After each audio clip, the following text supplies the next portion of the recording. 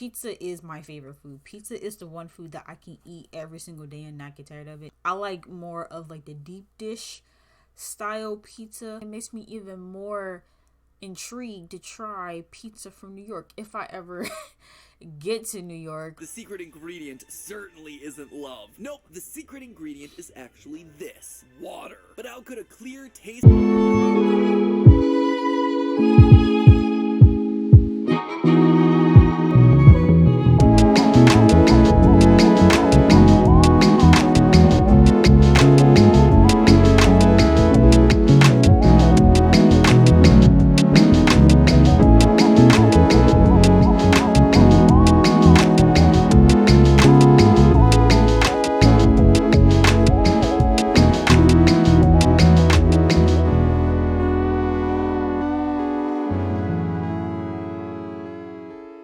Hey everyone, it's Bree. Welcome back to my channel. I'm back on another video and we're going to be reacting to Food Theory. New York pizza is best and I can prove it. Figured that I would spice things up with things that I have been reacting to, but also MatPat's content is usually very lighthearted, and I'm not gonna lie, I do need some cheering up today, so I figured why not react to a video about one of my favorite, not even one of my favorite foods. Pizza is my favorite food. Pizza is the one food that I can eat every single day and not get tired of it. I literally had pizza before I started recording. But yeah, I've never had New York pizza. I mean, like, I've had like New York style pizza, but like I've never had pizza in New York. I've actually never been to New York. And so I'm assuming maybe he actually went to New York, or maybe he just got some New York style pizza. I don't know. But anyway, we're gonna hop right into this video and see why New York pizza is apparently the best. Now, if you've been following our theories for a while, you might be aware that I lived in New York City for about 2 years. It's actually the place where game theory was born. See that door right there? Sorry, it might be hard to make out behind that massive head of hair. Didn't have enough money for a haircut. Anyway, that right there, that was my first ever recording closet. Honestly, there's a lot of tough things about living in New York. Everything is super cramped, everything is super expensive. The weather can be both brutally cold in the winter and brutally hot in the summer. But you don't want to turn up the air conditioning because your electric bill is going to jump by a couple $100 if you do, so instead you just lay there melting into a puddle. The streets are crowded and the public transportation is a thing that sometimes exists. There is plenty of things not to love about living in New York, but one thing that cannot be denied is that New York has incredible pizza. I've lived on the East Coast, the West Coast, in the North, in the South, and nowhere in the US compares. Heck, it even has some of the best pizza internationally. But really? Why can't anywhere else seem to match what New York's able to do with their pizza pies? Well, we here at Team Theorist actually did some testing, and what we found is that it all boils down to one secret ingredient: love. Okay.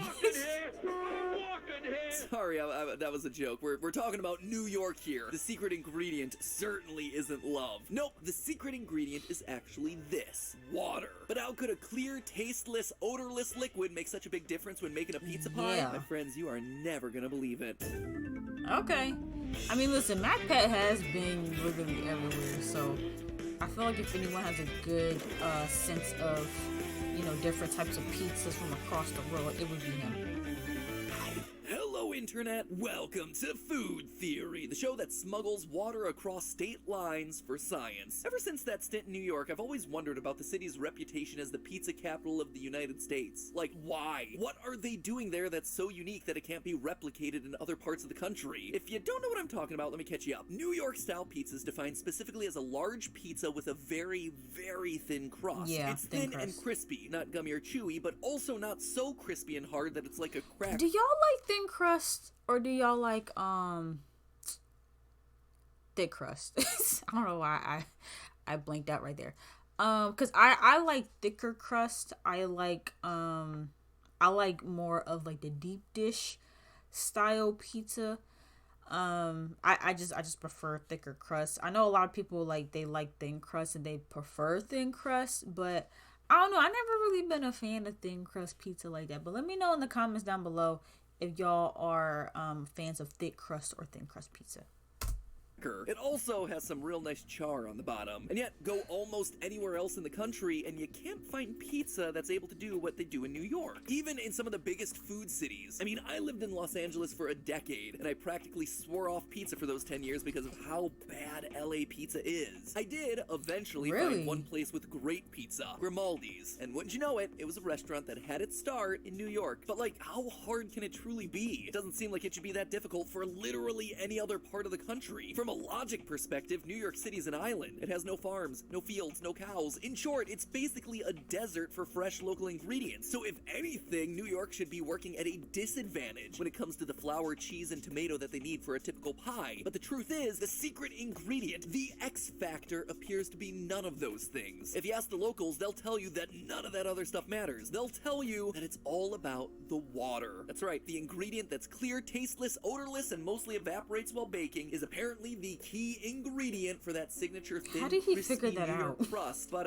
when you ask why, no one actually has a reason. It's just the thing that the locals say. So you know what? I wanted to test it. To come clean, this is one of those questions that I've wanted to answer since before this channel even existed. In other words, today's episode is the latest installment in the old Matt Pat uses his YouTube channel as a platform to answer a personal curiosity that he's had for years. So, does the water in New York make that much of a difference? And if so, why? What is the secret ingredient inside of the secret ingredient? Let me tell you, when I started breaking down this mystery, it got way more interesting than I could have ever imagined. So, do not click away. You're not gonna believe what I found. The biggest challenge with testing this whole thing was getting water from different parts of the country all at the same time. Luckily, Zach, one of our longtime researchers, had a wedding to go to up north in New Jersey. So, at my request, in between the vows and the reception, he was able to siphon off a few gallons of the good stuff. What else are wedding guests supposed to do while the bride and groom are taking their pictures? Eat? Drink? Have fun? No! They're doing science. I then asked Zach to ship me a few more gallons from his hometown in Richmond, Virginia, a city not particularly known for its mind-melting pizza. No offense, guys. And, of course, we also had some local North Carolina Wait, what did he say? What'd he say? Zach to ship me a few more gallons from his hometown in Richmond, Virginia, a city not particularly known for its mind-melting pizza. No offense, guys. Okay, and of course, we also had some local North Carolina water to use as well to give us a third test case. The goal was to create 3 pizzas, all identical to each other with only one variable, the source of the water. One using the New Jersey water, one using the Richmond, Virginia water, and one using the water from Raleigh, North Carolina. Richmond representing. I'm not from Richmond, but I live in the general area. There, we could then compare the pizzas in the specific areas that define a typical New York pie. A super thin crust that's able to stay crisp but flexible. We also looked at the overall flavor. All the pizzas were made at the exact same time using the exact same method and ingredients. 1.5 cups of each kind of water were heated to 110 degrees Fahrenheit, then mixed with a tablespoon of yeast, 2 cups of flour, 1/2 tablespoon of sugar, and 1 teaspoon of salt. We then stirred in an additional 1/2 cup of flour with a final 1/2 cup used to cover the kneading surface. Each ball of dough was kneaded for 15 minutes and then put into Tupperware containers where it was left to rest for about a day. You see, the flavor of Italian pizza dough actually relies on this resting and rising process to let the yeast start to ferment the dough and produce the signature alcohol flavor. You might think that you don't taste alcohol in bread, but actually all yeast-based bread has some level of alcohol in it. It's one of the main flavors that makes pizza crust so delicious. Really? I did not know that. Interesting. Anyway, we left our dough to rest for 24 hours. Wait. Sorry, I'm just because I did not know that. I didn't know that the bread used to make pizza tends to have alcohol in it.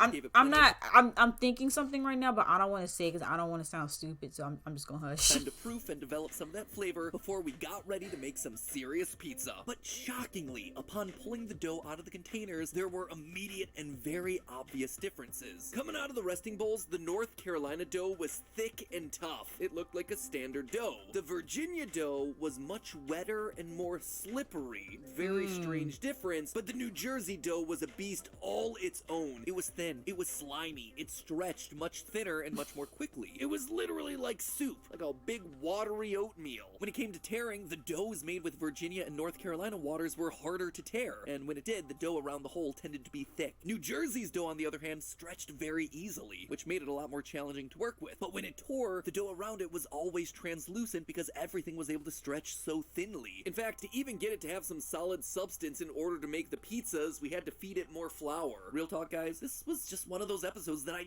never expected to have a real clear answer. I thought this was going to be some sort of New York marketing ploy, but no, immediately it became clear that there was actually some truth here. The water was making a very palpable difference in the final product of the pizza dough. So I kept going. I covered the pizzas with some homemade sauce and a mozzarella mix before throwing them onto a preheated pizza stone for 12 minutes. The results were mind-blowing. The crusts on the North Carolina and Virginia pizzas on average wound up being about 10 millimeters thick. The New Jersey dough, meanwhile, with its more watery dough, 5 millimeters. Okay. Literally half the thickness. Clearly, something was different here. But what? The only difference, after all, was just the water. So we decided to do some more testing. Not on pizza or its dough, this time on the waters themselves. It's not easy to isolate just one difference in the water between two regions. Heck, even within the same city, different water sources can have slight differences in their composition. New York City itself pulls from two different sources at times, leading some residents to complain that their water tastes differently from other parts of town. So just to make it crystal clear, from this point forward, I can't really make any statements about New York water, New Jersey water, or even Virginia and North Carolina water, because those categories are just way too broad. What I specifically can talk about are the tests that I did on the water samples that I had available. In order to figure out what might be happening here, the team and I did a bit of chemistry. First, I did a basic litmus test to check the general acidity of the waters. All the samples sat around 7.2 pH, just slightly more basic than neutral. Obviously, this was not our key differentiating factor. Next up, I pulled out my handy-dandy pool testing kit, which would tell me all sorts of different information, from total hardness, which is a measure of the amount of calcium in the water, free chlorine, which shows you the amount of chlorine in the water that hasn't reacted with anything, and total chlorine, which shows the combination of free chlorine and the chlorine that's been reacted to with things in the water. It also told me that none of the water had pool stabilizer in it, which, you know, is a good thing, because this is drinking water and not pool water. But through these tests, there was one difference that was immediately clear. See the differences in those testing strips there? Total chlorine levels. Both Virginia water and North Carolina water, it seems, contain significantly more total chlorine than New Jersey water. Where New Jersey was registering something like 1 part per million of chlorine, Virginia, they were registering closer to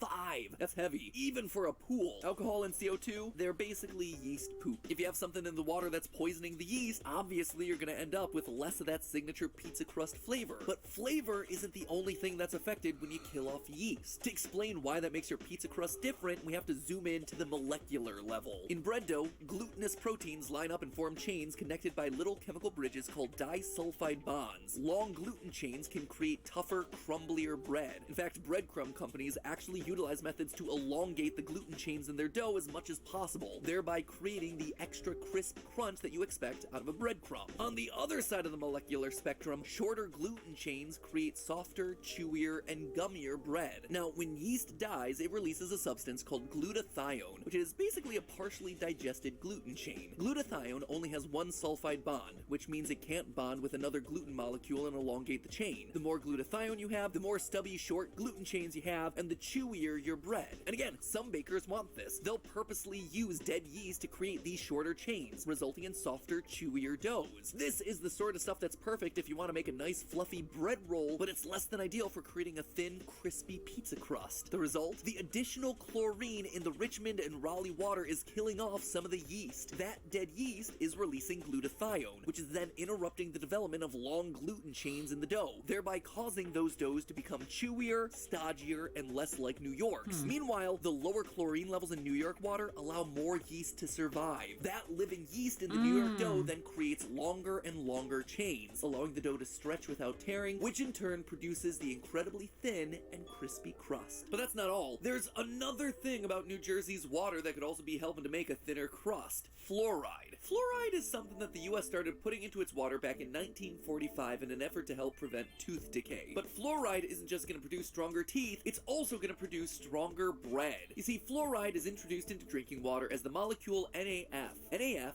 is a salt, just like its more well-known cousin NaCl. And just like any salt, NaF is going to dissolve in water. The Na and the F are going to go their separate ways and react with lots of different things. And scientists have actually studied what this process does in dough. According to the paper, ascorbate oxidase inhibition in dough by fluoride ion, adding salts into a dough is going to cause the resulting bread to get sturdier. If this is true, we'd expect the places with more fluoride in the water to have the stronger, crispier crusts. And this is exactly what the data shows us. Both Richmond, Virginia and Raleigh, North Carolina keep their fluoride levels as close to the federal minimum of 0.7 parts per million as possible. Meanwhile, New Jersey, they aim for 2. That is more than twice the amount of dough-firming salts that exist inside the New Jersey water. It's likely yet another factor that's helping the New Jersey crusts maintain a solid structure despite their thinness. This rigid structure can therefore support the same weight of cheese, sauce, and topping as a much thicker crust that's made with less fluoridated water. And again, the secret ingredient here is just that. It's just water. In short, I think the most interesting takeaway of all of this is that ingredients aren't always created equally, even when they seem to be the most innocuous thing in the world. Everything from your soil and climate to your local government ordinances can affect the end product of what you're really getting, even if it's called by the same name. And this whole thing applies not just to the raw ingredients themselves, but also to the recipes that are spawned from those ingredients. This whole thing kind of makes me wonder, could this be the reason San Francisco's renowned for its sourdough? Why New Orleans is the be-all end-all of beignets? Or, if I checked everything here in North Carolina, whether I'd be able to learn the secret of making the perfect biscuit. In fact, let me know down in the comments what your local specialty is. I'd be curious to see what local delicacies we have represented, and who knows, maybe me and my pool testing kit will wind up in your neck of the woods to understand scientifically the magic that's being created in your kitchen. So the next time you're in a different part of the country, or maybe a different country altogether, grab a few bottles from the tap to bring home and get cooking. But hey, that's just a theory. A food theory. Bon appetit.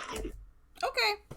That was a pretty good video. So yeah, water, interesting. So I guess when making the bread with the water, depending on what kind of water you use, will depend on how the pizza crust turns out, which is interesting. I would not have thought of that, because not to say that water is water, because we all know that that's not true. Like, different waters have different things. They're of different quality.